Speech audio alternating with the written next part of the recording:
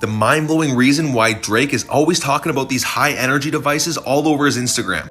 Now he keeps these all over his house and he's talking about good energy, and the reason is gonna blow your mind. Now Orgone generators produce chi or life force energy, and you can literally see it when you do a frozen water test. Here's another example of the immense amount of energy, and another one. Now this man rediscovered Orgone energy. His name is William Reich. And through his discovery, he realized he can utilize this energy to cure people of diseases. He also proved this energy blocks EMF radiation. Now shortly after his discovery, his lab was actually raided, his books were all burned, and he was tossed in prison. And the reason for this and why governments have been suppressing this technology is because it gravely interferes with their 5G agenda, and it protects you from the EMF radiation.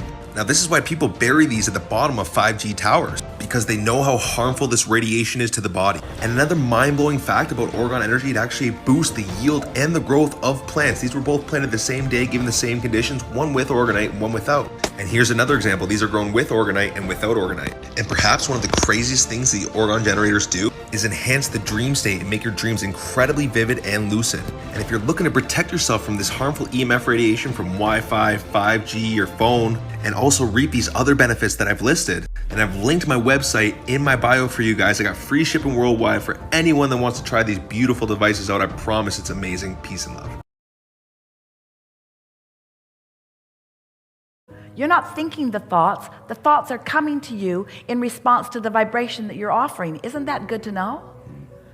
And so when you stay focused on something, you keep beating the drum of it and keep it active, then other thoughts like it are going to join it. And that increases the detail, it increases the momentum, it increases the attraction power, and it speeds the whole thing. So if it's something that you want, give it more attention. If it's something that you don't want, give it less attention.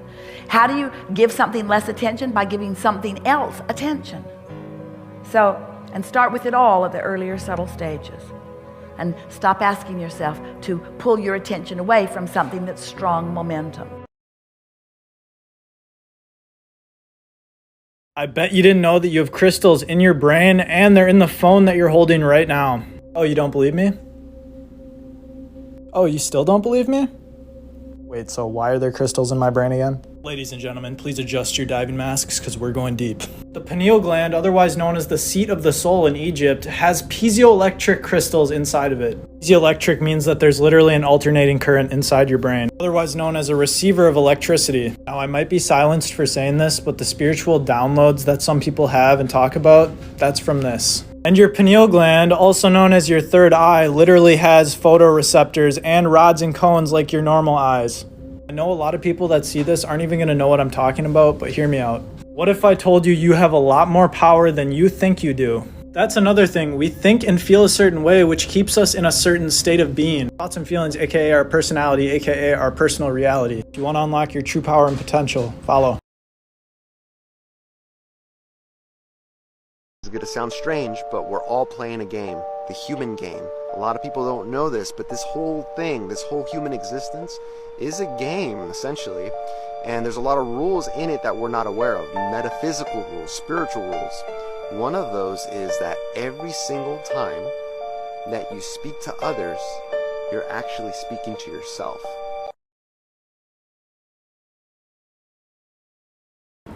The most valuable currency in the world is the currency of human attention.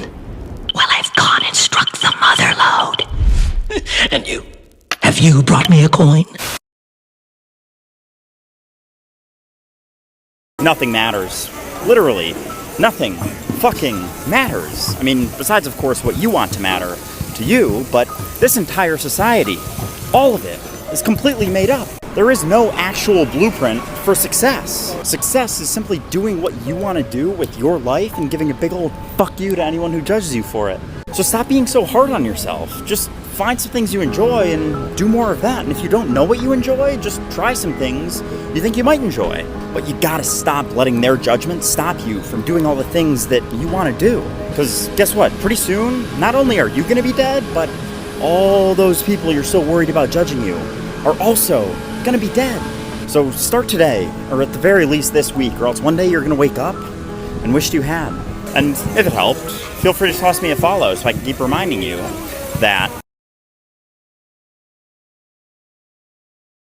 Your inner growth is completely dependent upon the realization that the only way to find peace and contentment is to stop thinking about yourself. You're ready to grow when you finally realize that the I, who is always talking inside, will never be content.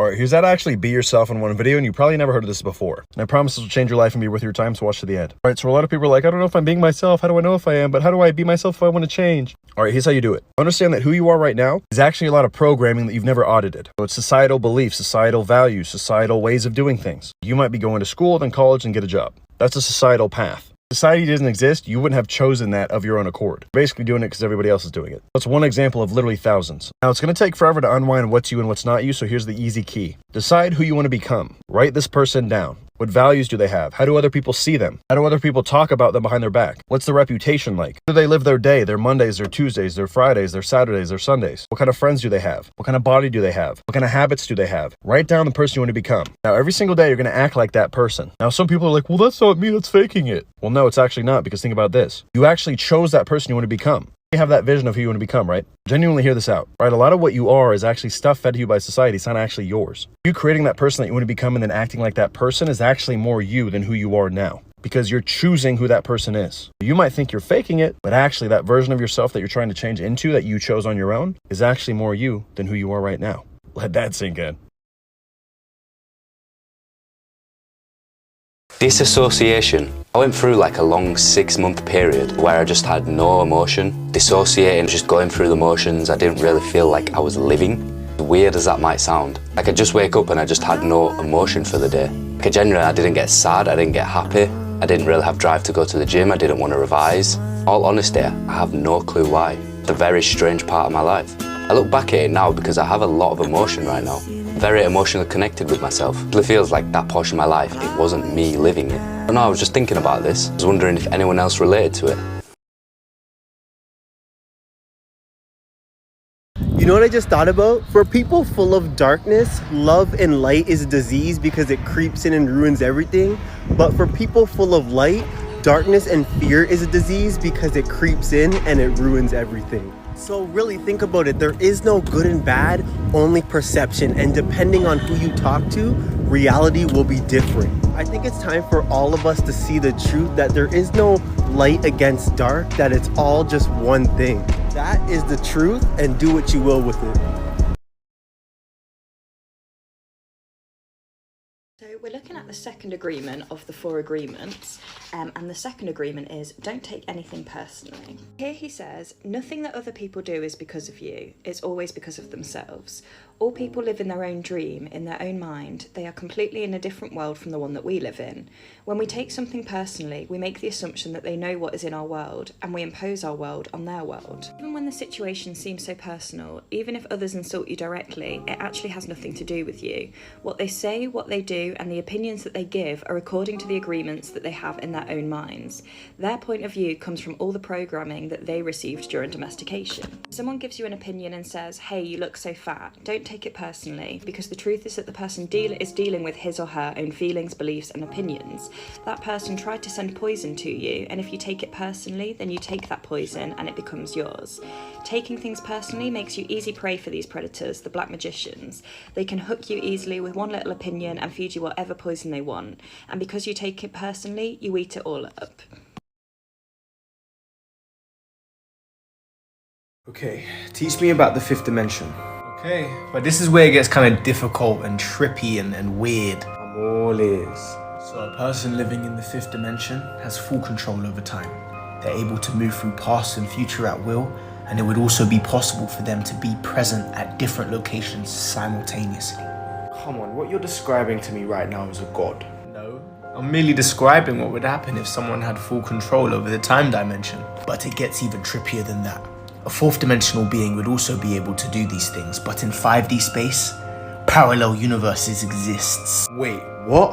Yep, infinite timelines where each decision you make leads to the birth of a new universe. However, in 5D, your only limitation is you won't be able to jump into these other timelines, But this is just the tip of the 5D iceberg. Like I said before, this is all theoretical. There's not really a way to actually perceive these higher dimensions.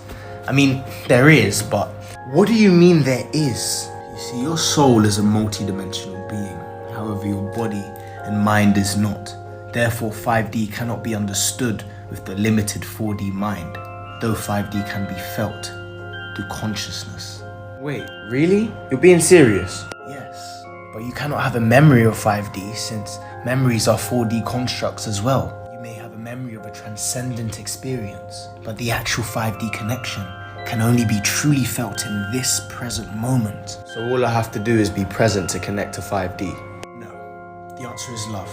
Transcendent and unconditional love is how you connect to the 5D space, but not the desire-based thing that many people call love. Love is a deep, heart-based connection, a feeling of oneness with all things. This is the beginning of understanding 5D. Whoa, I could imagine 6D space being even trippier. But hey, where do you learn this weird shit from anyway? Jake Eisen, bro. He's doing a series on dimensions for some reason.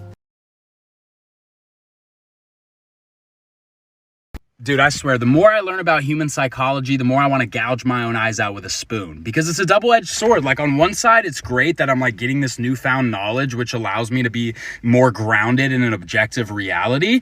But it's like, at what cost? My sanity?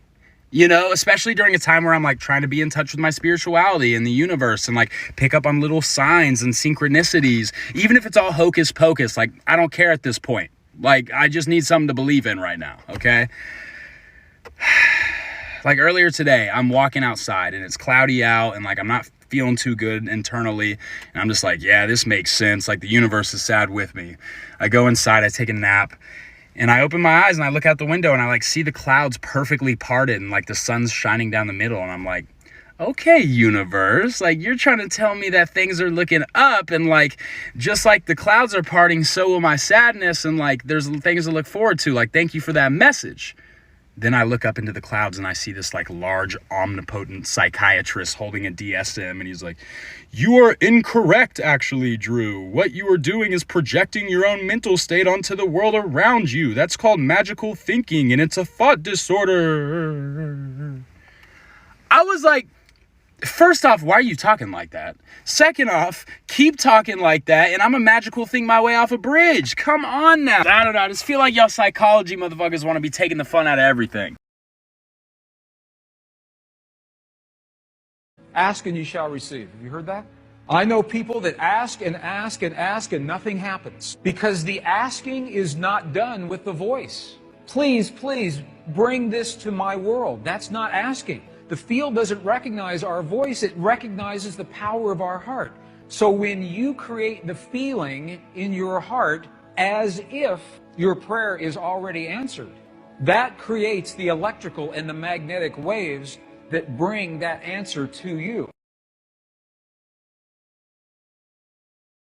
So if you keep an emotional reaction going on for an extended period of time, you're memorizing that emotion and your body as the unconscious mind is believing it's living in the same past experience 24 hours a day, 7 days a week, 365 days a year. The body doesn't know the difference between the real experience that produces the emotion and the emotion that we create by thought alone. So then the emotion then reaffirms the state and then people start to use the problems and the conditions in their life to keep that emotion going. And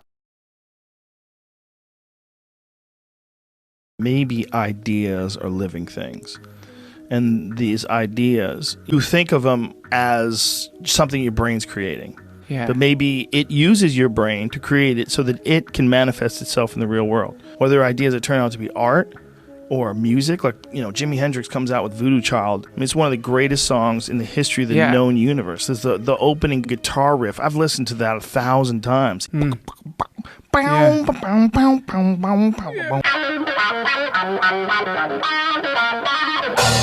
It's a masterpiece of music. And where'd that idea come from? Well, it came from his brain. Right. But where was it before it was in his brain? Well, how did his brain cook it up? And what is it? What are these things? They're just floating around that you grab. They come to your mind, you think about them, and then you say, I'm going to make a fucking clock. Yeah. And you start making a clock. That's like, right. Where's that coming from? Let me show you that science and religion fundamentally talk about the same thing, and why there's a giant Hindu statue outside of CERN, the biggest scientific research facility in the world.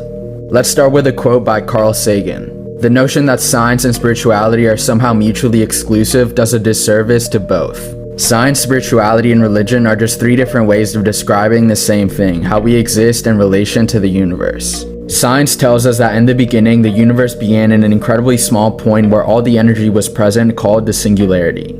The singularity then imploded outward, spreading its energy in all directions. Then throughout time, the energy that spread became gases, then stars, then planets, and eventually us. Science also tells us that the universe and all the matter within it is just vibrations of underlying fields of energy, or energy vibrating at different frequencies, which I like to think of as energy dancing to different songs.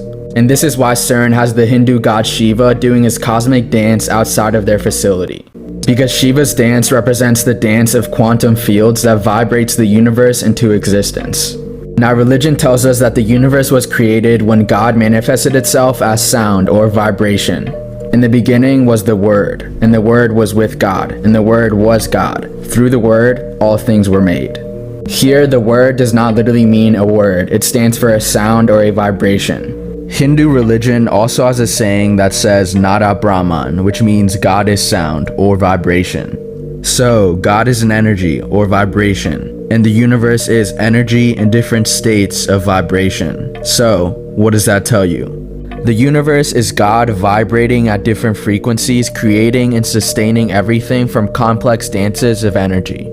Truth is everywhere in the universe. It's only expressed in different ways, from science to religion to spirituality. So always remember that you can find wisdom in any religion or any belief. You just have to have your eye open to see it. No one thing is the truth, because truth can be found in all things. You can have more than you've got because you can become more than you are. Success is something you attract by becoming an attractive person. Work harder on yourself than you do on your job. If you work hard on your job, you can make a living, which is fine. If you work hard on yourself, you can make a fortune, which is super fine. I started hearing those ideas age 25. And it revolutionized my whole life. I still can't believe that no one's talking about the fact that 90% of the population has most of their energy in the two lowest chakras. The lowest chakra, which is the root chakra, is associated with sleeping and eating, which are the two most basic aspects of life. When your energies move higher to the sacral chakra, you'll feel a need to experience pleasure. This is also why it's associated with sex. When your energies move to the solar plexus chakra, you'll be a doer in life and you'll want to do as much as possible. And when your energies move up to the heart chakra, you'll want to be in service to others. Every energy center up is an upgraded lifestyle. Let me know if I should make a part 2 on the 3 highest chakras. It gets wild. There is absolutely no reason you need to keep identifying with the past. And if you disagree, give this exercise a shot because it's one of the most freeing things I've ever experienced. Imagine for a second that you literally had no past, that your life simply began right now. And you were just aware of what is here and now, aware of my face on your phone screen, aware of my voice, aware of the sounds inside of your head that we call thoughts. But those thoughts are no longer personal because you are not the past. You are simply the awareness of what is here and now. How's it feel? Kind of freeing, huh? Maybe you even feel a little bit lighter? Well, that's because this is what you are. You are not the past. You are simply the awareness of what is here and now. And feel free to follow for more videos that'll remind you that you never have to do anything alone. The universe is always available to support, nurture, and guide you. You can never call upon this divine assistance too often. Every time you ask for support, you'll receive a reply in some form. The unique way that you communicate with the universe is something that only you know. Alright, so this is how people have become faceless. Alright, I got this one from David McCullough. He was like, alright, so say I post the Environment is Stronger Than Nature video and I only got 70 likes on it, but I wanted 7,000. I see that 70 likes and be like, fuck, bro, what did I do wrong? Was it the lying part? Was it the Jesus part? Get to saying anything, thinking what I said was wrong. Completely ignoring the fact that 70 people agree with it, 70 people liked what I said, just because it wasn't 7,000, right? When in reality, if it was 70 people outside my crib right now, giving me a round of applause for what I just said, you know, I'm all types of euphoric. I'm all types of grateful. Thank you, thank you, thank you. You know what I'm saying? But because it's on social media, you see that 70 people and you're like, they not even worth nothing. But if they was in front of you, it's a whole different feeling. Niggas get stage fright when they gotta speak in front of somebody, but through the phone, it's nothing. Why? It's because you literally can't see them. They become faceless. You know what I'm saying? That's why nigga, I'm not even as up as I wanna be. Nowhere close. This is just the groundwork stages, nigga. Blueprints laid out, right? But 20,000 people like what I got to say. I do not take that lightly, bro. I'm really grateful, because I can't even imagine giving a speech to 20,000 people. Boy, what I'd fold, I'd be nervous as shit up on that stage, stuttering over my words like a motherfucker. Your nature's stronger than environment. Looking at. Pay attention to me. 5 races were born before you. They were born with free will. You're the 6th race. You were born with unconditional free will. The 5 races before you, couldn't understand how you were born with unconditional free will and why they got free will. Never in history. I don't care how you look at life. The universes of universes within another universe, within another universe, within a parallel universe, within another parallel universe. I don't care how you look at it. We were the first time ever. There's got to be a first time. We were the first time ever in history to be born with unconditional free will. Now you understand the importance of you being alive. Now you understand what they're taking away from you. Now you understand ancient knowledge. Now you understand how magical you are. Now you understand that you're the shooting star. Now you understand that you are the star. It wasn't Hollywood. It wasn't them. They want you to look up. They want you to look out. They want you to look at the stars. They want you to idolize them. Why? Idolize yourself. Idolize your creator. You are a star. You were born with unconditional free will, player. You can do whatever you want. Right now, you got the ability to be what you perceive to be as good or evil.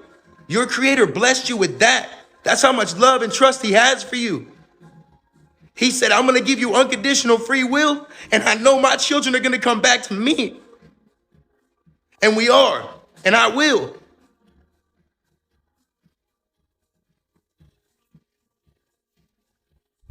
You're blessed. You're so fucking blessed, you don't get it. You guys are so down on yourself. You're so depressed. You're so mad. You're so bitter. You're so sad. You're emotional. You're so human. I love it. Rise above it. Rise above it. Jesus chakra, above. Rise above it. Light up your right side of your hemisphere.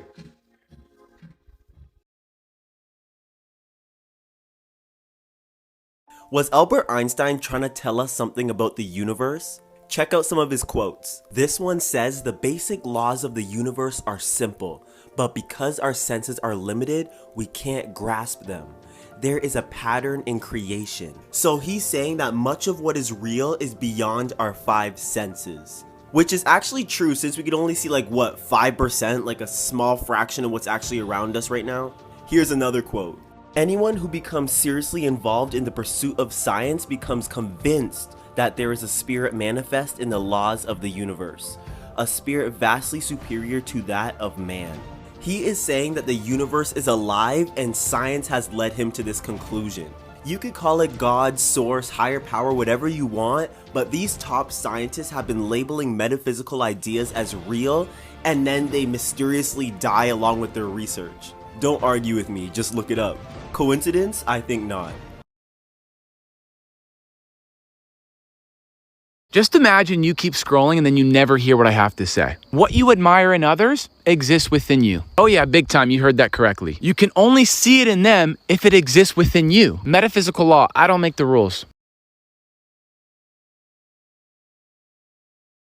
What I learned by dying for 3 minutes, part 2.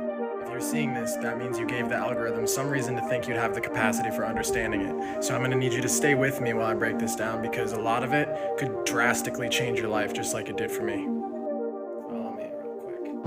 When you let look out a window, what do you see? Cars, buildings, clouds, trees, rocks. Some of these things you deem conscious and some of them you deem unconscious. That division is a basic untruth. You know, and science knows, that energy only presents itself to us in the ways that we are evolutionarily designed to perceive it. For example, life existed for 2 billion years before eyes were even developed. The world wasn't dark, there just was no sight. Let's take it a step further. How many senses are there out there available that we don't have access to? What are we missing? I have a little bit of the answer. What you perceive as an inanimate object is actually the physical, energetic representation of consciousness in the universe that is conscious elsewhere. There is nothing in this realm that is not alive. There are simply things that show themselves to be more alive in this dimension and those that show less. Now, I know I'm going to lose some of you here, but what I'm going to say is that this dimension is very, very desirable to be on because we have free choice. We have will and the ability to change our path. So a lot of beings are trying to manifest themselves here. And a lot of them can't do it, so the next best thing they can do is to be semi-conscious or inanimate in this realm. There are really good examples of that, like rainbows and rain, but there's also bad examples of that. Think of heroin, cocaine. These are ancient, ancient spirits that are trying to get hold of power in this realm. I'm not suggesting that a rock should be as valuable to you as a horse.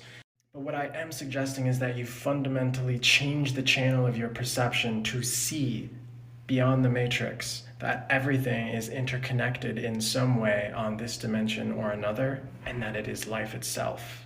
If you found this interesting, drop a follow because this is just the beginning. I'm going to keep going. This is an absolutely wild manifestation technique. Think of the universe as a literal person, like a server at a restaurant. Think of manifesting like you're ordering food from this restaurant. If you're ordering food, you're not just gonna be like kind of vague with what you want. You're gonna be specific. You're gonna be detail oriented. I'll take this with the side of this, cooked this way with this, this, that, and this, and this, and this, and that. When we can get clear on what it is that we desire, we laser beam focus and we attract things in a laser beam way, if this makes any sense. Laser beam. A lot of the times we're kind of like, oh, I just want this and blah, blah, blah. I want someone to like me. And then we bring people that like us, but aren't people that maybe necessarily we enjoy. Or we're like, oh, I want a car. And then we attract a car, but it's not a car that we like. We got to be specific with what we want. Think of it like ordering food from a restaurant. Champ. Let's talk about spirits. Ghosts, spirits, souls. Whether you believe they are real or not, let's get into the science and spiritual side of what they actually are. This is going to be basic quantum physics. Spirits are essentially just souls without a physical body. In quantum physics, they're explained as core energetic blueprints or soul prints of living beings. Because everything is energy and energy never dies, your consciousness continues to exist even after death. But because you don't have a physical vehicle for your consciousness to drive around in, you're basically just energy or invisible to the people in this 3D dimension. There are many types of spirits and all of them reside on different frequencies. You're gonna see some spirits that are very high vibrational and some that are very low vibrational. A low vibrational spirit would be like a shadow person or a demon. Some have incarnated in a physical body before, and some haven't. They chose to live in a low frequency, which is fear and pain. A high vibrational spirit would be like a spirit guide or most fairies, which are just nature spirits. They chose to live in a higher frequency, which is one of love and oneness. Commonly, we see human spirits haunting houses. This is because some people, when they die, have unfinished business. They are either too attached to the physical life they lived and don't want to leave it behind. They are still trying to take care of the people they left behind. Or they're too afraid to go into the light, which will bring them to where all other souls go to before they incarnate. Most of the time you won't be able to see them, but you can feel them because again, they're energy and everything is energy, including you. These spirits, no matter what type of spirit or ranking it has, they are conscious beings just like us, which is why as spiritual people, we always say no matter what the spirit is, you always have to show respect. To us, these beings are just energy, but to them, they exist on a whole higher density. Spirits are so cool, bruh. The second thing, you have to let go of fear. Fear is a very paralyzing emotion. If you don't understand something, you're afraid of it. And as long as you have fear, you're held to the old earth, because that's where the fear comes from. That's why I tell people, don't buy into the things that you see on television. Don't buy into what you have in the newspapers. Think for yourself. It's all to generate fear. The church is just as bad. Generate fear. The government is to generate fear. As long as they can generate fear, they will keep you suppressed. So you don't buy into it. Think for yourself. If you hear something that doesn't make a lot of sense, ask a lot of questions. I always think, well, why are they saying this? Why are they trying to spread this notion? It's there for a reason. What are they trying to do? You start asking questions and then make up your own mind.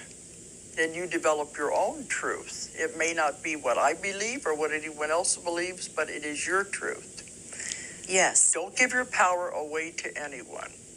You have to release all of this fear, then you won't be tied to the new earth. So those two things you have to do if you're going to progress and go with the new earth, which is going to be glorious and wonderful. Let go of karma and let go of fear.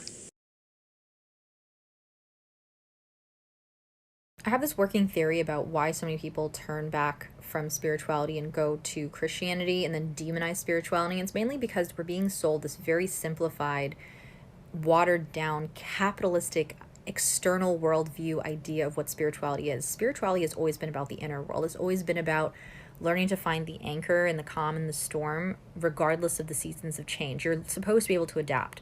Whereas Western spirituality and capitalist spirituality is very about control. You control everything in your life. You get everything you want out of life. You hit the jackpot. You can get everything, all of your desires. It's a watered down get-rich-quick scheme. It's manifestation or twin flames. And when people realize that your spirituality is not about getting everything you want, they're going to go back to Christianity because it's more understandable.